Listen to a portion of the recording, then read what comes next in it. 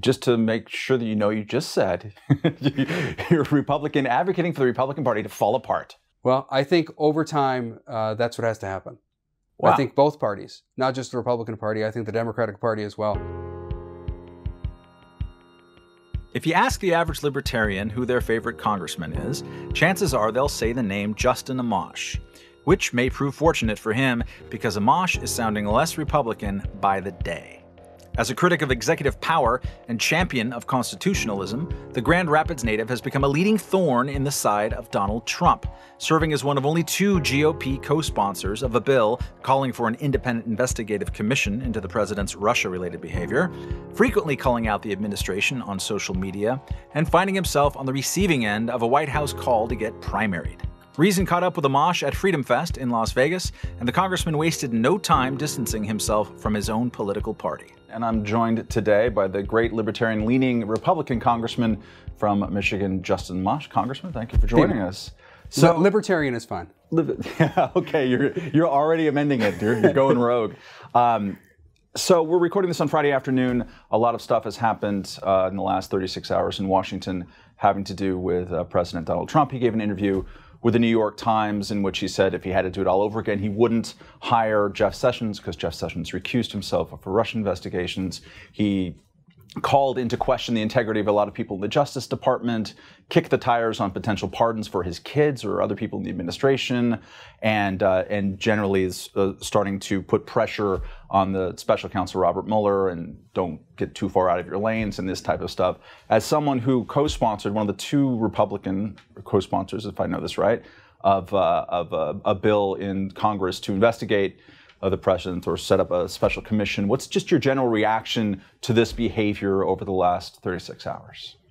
It's typical. It's not anything new, so didn't surprise me. And I think that the president doesn't really understand how the Justice Department works, and that he really needs to keep some distance from these investigations.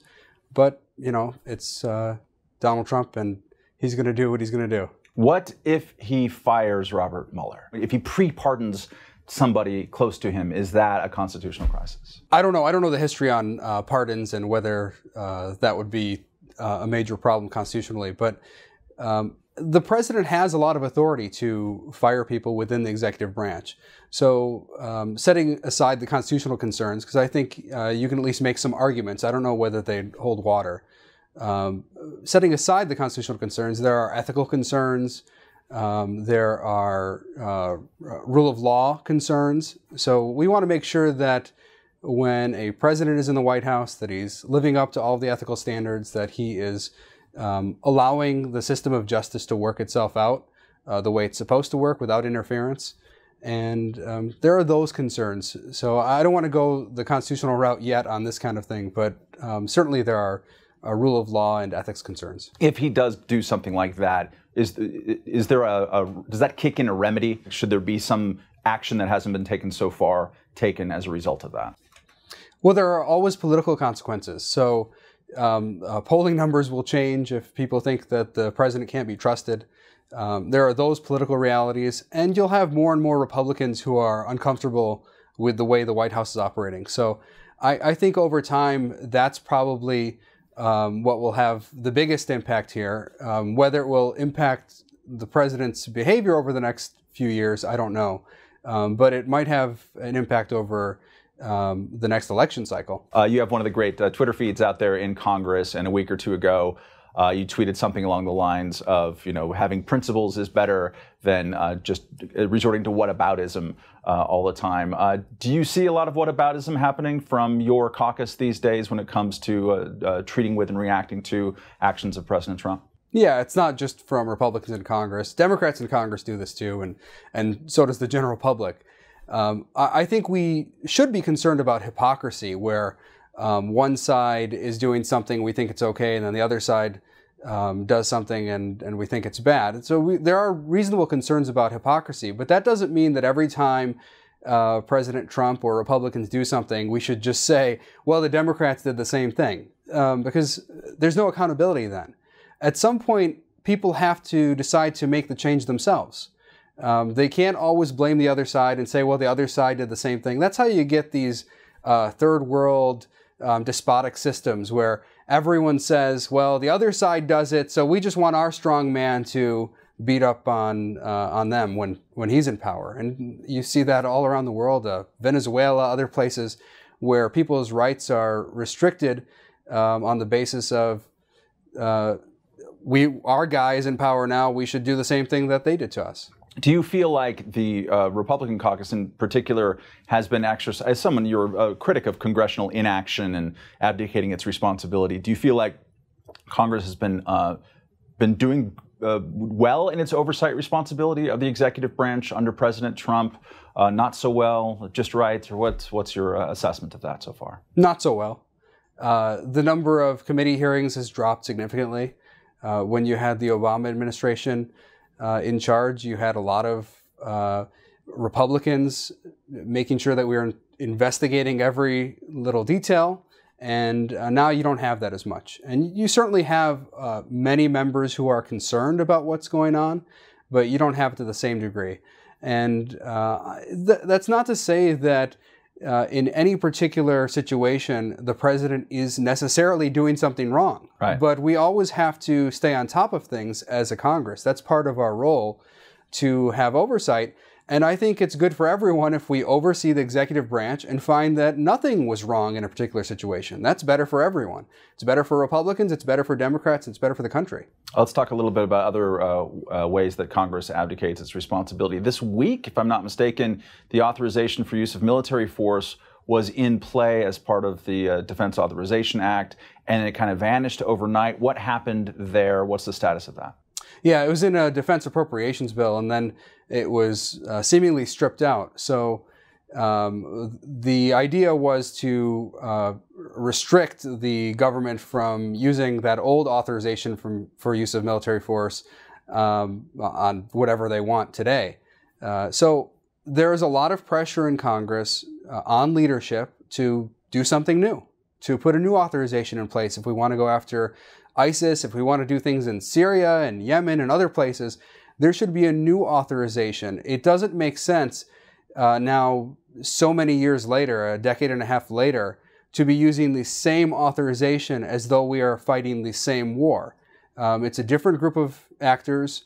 The people we're fighting today aren't the same people who perpetrated the 9/11 attacks. So if we want to continue that fight, let's get a new authorization with the appropriate limitations. And I think that there should always be a time limitation on authorizations, so that there should be a requirement that they have to be reauthorized at some point. That doesn't mean you're telling the enemy when the war is going to end. It just means that Congress has to do its job and say, if this battle is continuing, we have to have another authorization. Was this as close as we've come since 2001 to actually re-upping and requiring the re-uppage of the authorization of use of military force? And what happened to it? What was the process by which it vanished? Yeah, it was the closest we've been. Allegedly, it was allowed on there by the chairman of the committee without the blessing of Republican leadership, without the blessing of the White House. And so I think whether it was the White House or House leaders, they came in and said, we're stripping this out. We don't think this is the appropriate venue. And my understanding is they're putting a different provision in there in the bill, so that we can do a watered down version of what was there from Representative Lee. Let's talk more about Congress here. Obviously, Obamacare, repeal, replace, or whatever we're calling it, revamp, retooling, has been, and the failure thereof has been on everyone's lips. You were part of both the original House defeat of that bill and then also the narrow victory of its replacement and changes of some of the language of it. Just first, before anything else, the bill that didn't get put to floor, the motion to proceed failed. Mike Lee and others and Rand Paul blocked it. That bill, if it had been passed and gotten to you back, would you have voted yes or no? I didn't read it. So, the reading of the bills. So I can't tell you what I would have done. There were a lot of things I heard about that were concerning, but I decided that it wasn't in my interest to read it at this point because I've got a lot of other things on my plate. and I wasn't sure the Senate was going to get it through anyways. So if I start reading that bill and then it doesn't pass, I got to read a whole nother bill. Is it your understanding that there would have been, and there would be in the future in case anything passes, which I don't think is particularly likely, that there would be a conference committee and there would be actual negotiations there, or would be kind of an up or down, take it or leave it situation? It's not clear. House Freedom Caucus members have called for a conference committee because we suspect that whatever comes out of the Senate will be worse than what came out of the House. So we think it would be a good idea to have a conference committee, but I'm not 100% sure. I mean, I don't know what's going to come out of the Senate at this point, if anything. And whether we have an up or down vote or a conference committee, that's almost for sure going to be a political decision by leadership. It's not going to be based on policy. And just to display my own parliamentary ignorance here, if the House Freedom Caucus were to say we're going to hold our breath and turn blue in the face unless we get a conference committee, do they have that power? I think we can find some procedural tools to block it if we have to. It'll be challenging, but we can talk to the parliamentarian and figure out a way to stop something bad from passing through the House. And as you know, the House version of the bill wasn't very good in itself. I mean, that bill had plenty of problems, but I thought it was marginally better than Obamacare, very marginally.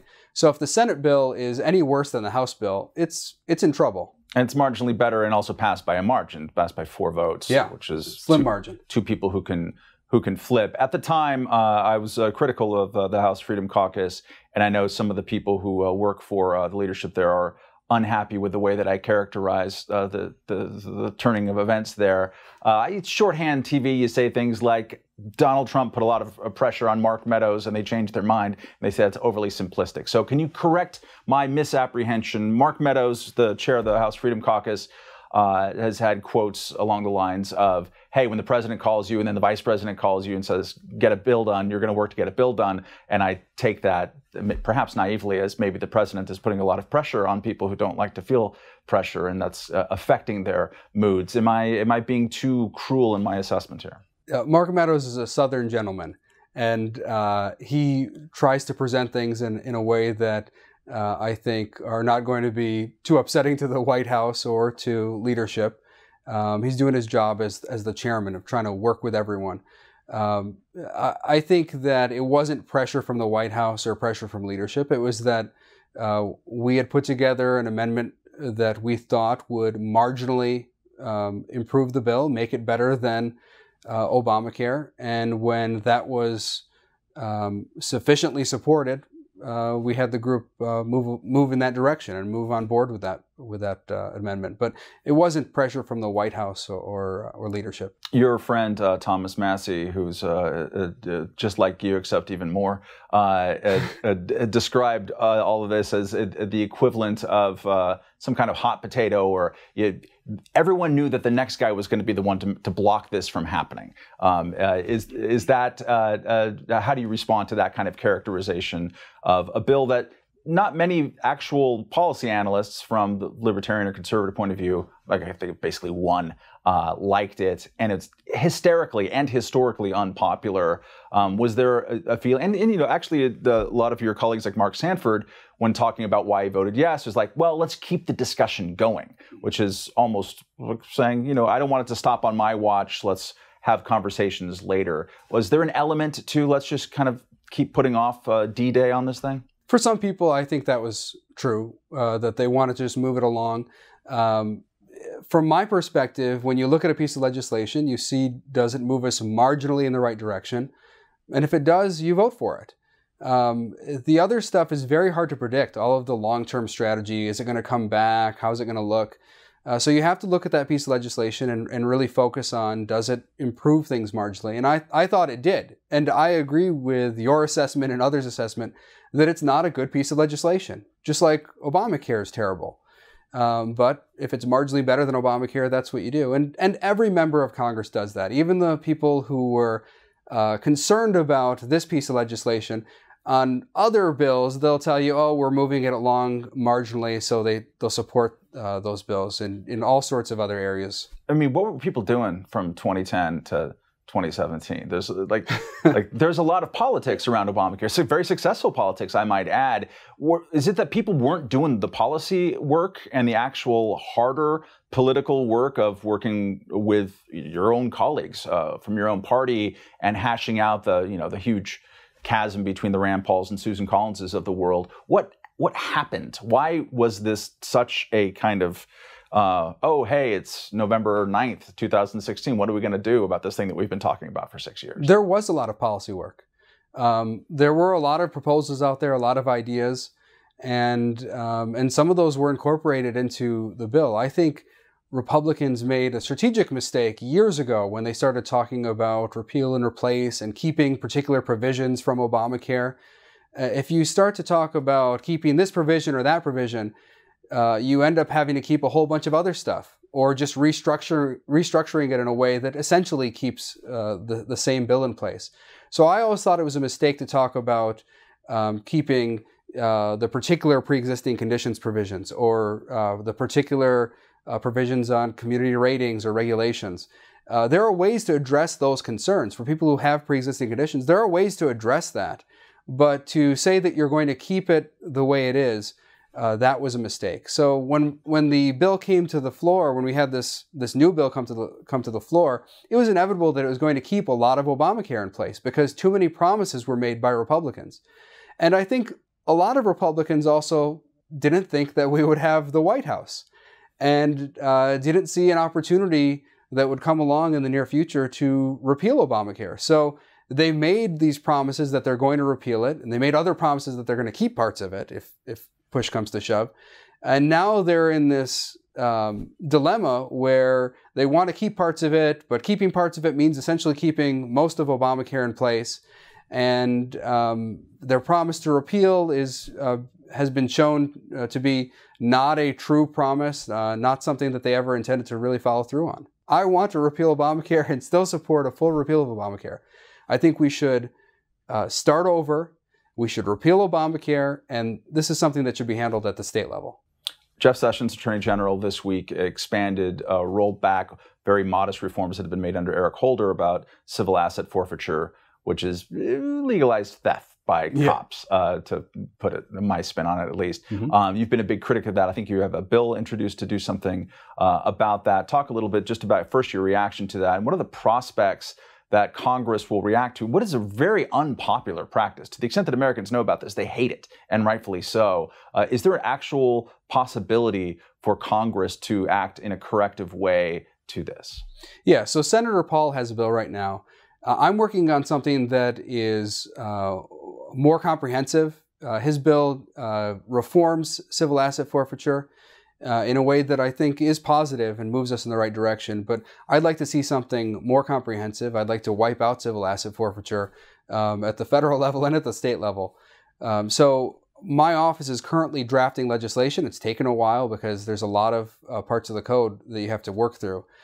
So we're going to get that legislation out hopefully in the near future. But there's a lot of public support for getting rid of civil asset forfeiture. It's unconstitutional. It's the idea that the government can come in and take your property without due process. And a lot of people, I think, were unaware of it and are just starting to learn about it. People on the left and the right. There are people on the left who don't like the Trump administration, so that now they're hearing about it all of a sudden. But actually, this was the policy under Democratic presidents as well. So Loretta Lynch was particularly fond of the practice. Yeah, Loretta Lynch loved the idea of civil asset forfeiture, and I've criticized her for that on Twitter and elsewhere in the past. So this is a bipartisan issue. It's something that all Americans should be concerned about. We believe in due process in this country, but we believe that your property shouldn't be taken away without some kind of criminal conviction. And right now, the practice in this country is to allow the government to take your stuff without convicting you of anything, and in fact, without even charging you with a crime.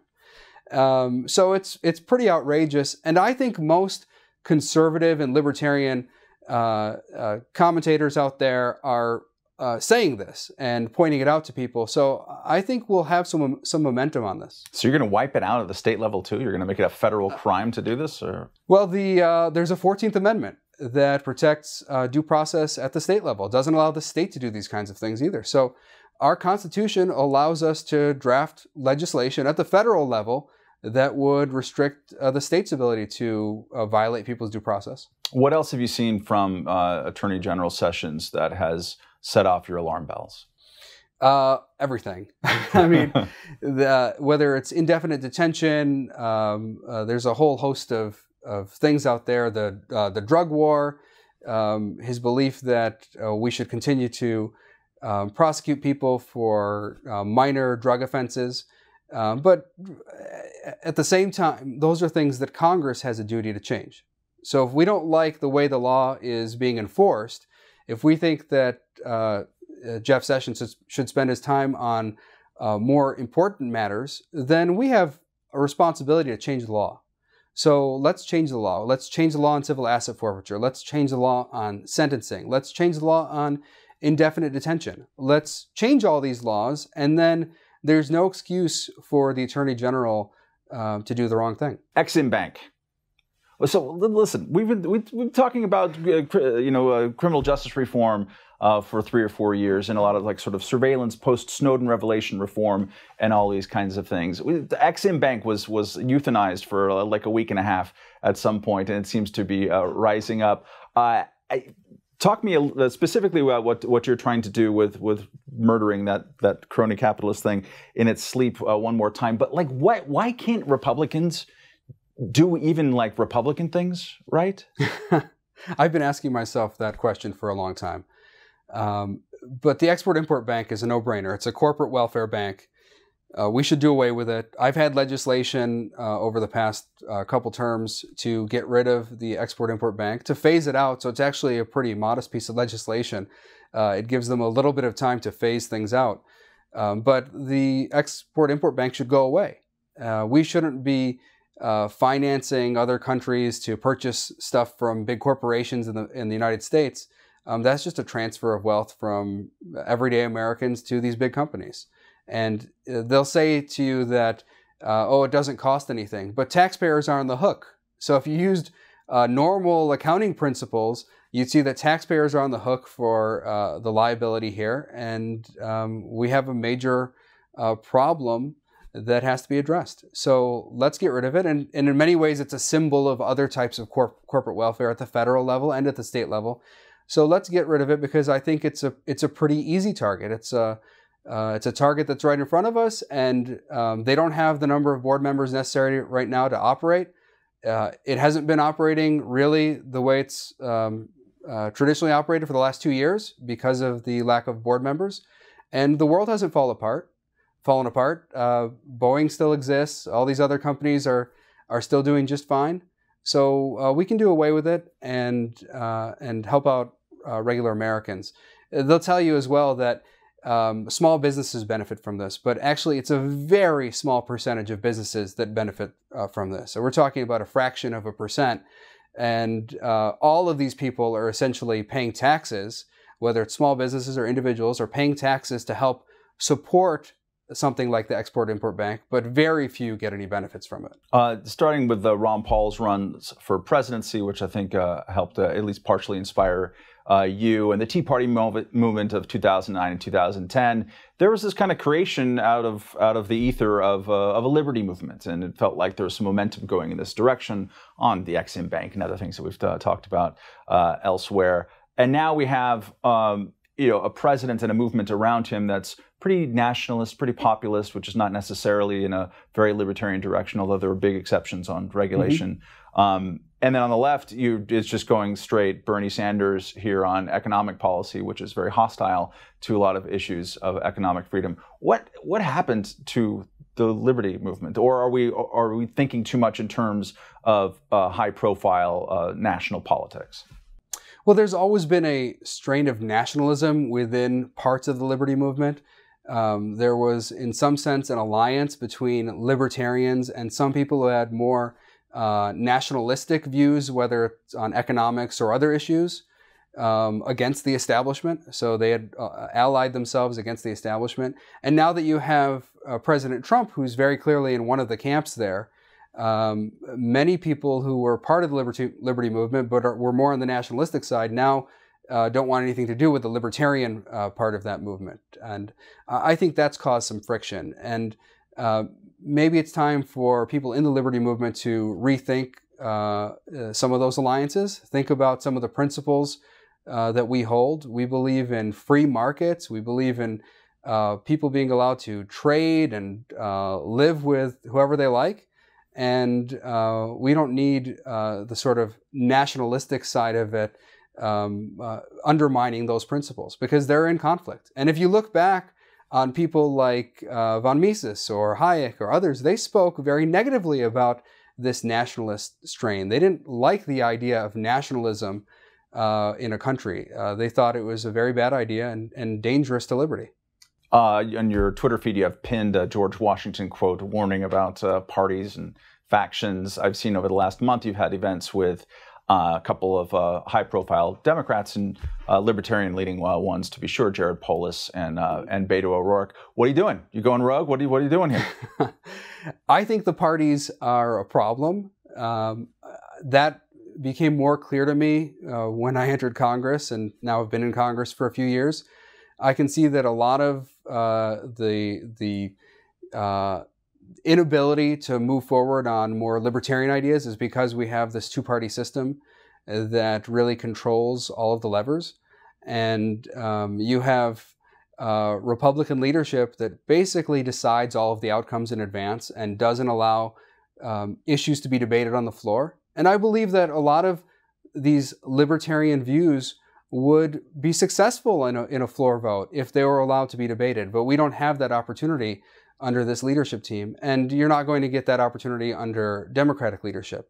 So it's not that the parties are problematic because bipartisanship is a cure-all and is the greatest thing in the world. There's a lot of bad things that happen through bipartisanship. In fact, many of the worst pieces of legislation pass with overwhelming bipartisan majorities.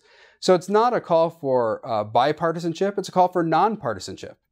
I think that we need to move away from this idea that you just have two parties who are at war with each other and one party is good and the other party is evil, because that leads to all sorts of bad outcomes. You get end justifies the means thinking in just about everything, and liberty doesn't really have an opportunity to flourish in that sort of environment. So what do you do? I mean, you can nonpartisan your own brain, but you're still a Republican, still in the system is still like this. What can you do tangibly to further that kind of goal or ethos?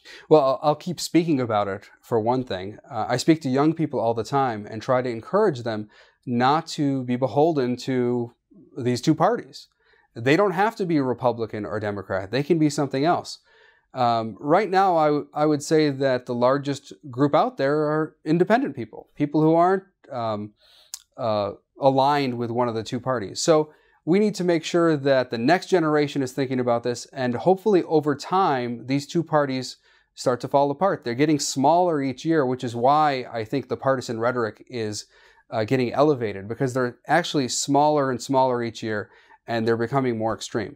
Just to make sure that you just said you're a Republican advocating for the Republican Party to fall apart. Well, I think over time, that's what has to happen. Wow. I think both parties, not just the Republican Party, I think the Democratic Party as well. I don't think that in the modern era, you need this sort of institutionalized party system to run for office. Back when you didn't have an internet, it made more sense. People didn't even know who they were voting for. They didn't meet the people. They couldn't hear about the particular individual's views. So they had to depend on the party system to tell them who to vote for. And in this day and age, you don't need that. I can go straight to Twitter or Facebook or elsewhere and tell people exactly what I stand for. And young people, I think, understand that better than our generation and older generations. So I think there's an opportunity to really have a paradigm shift here, but it might not happen in the near future. It might be the next generation that has to do that. All right. Well, with that, we'll leave it there. Thank you very much for joining us. Thanks. For Reason, I am Matt Welch.